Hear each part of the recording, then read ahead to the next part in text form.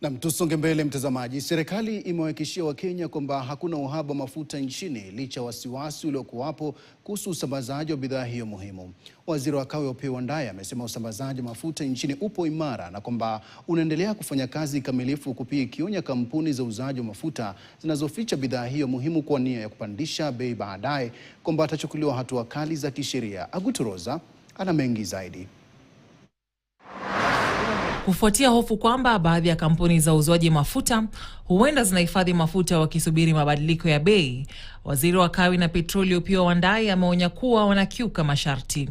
Kampuni hizo zimeagizwa kufuata masharti yaliyowekwa na Mamlaka ya Udhibiti wa Nishati na Petroli na kuhakikisha kuna usambazaji wa mafuta kwa bei rasmi.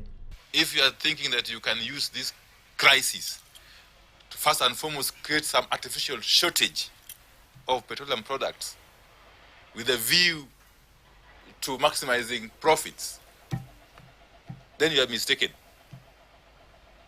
regardless of who you are in the supply chain.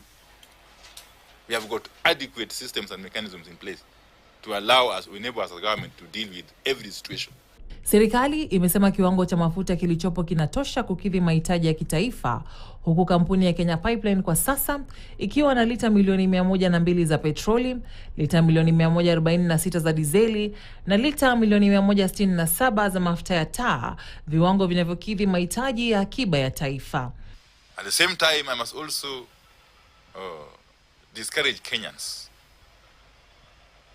not to engage in any mode of panic buying. It's unnecessary because, as I've said, we have got enough stocks in the country.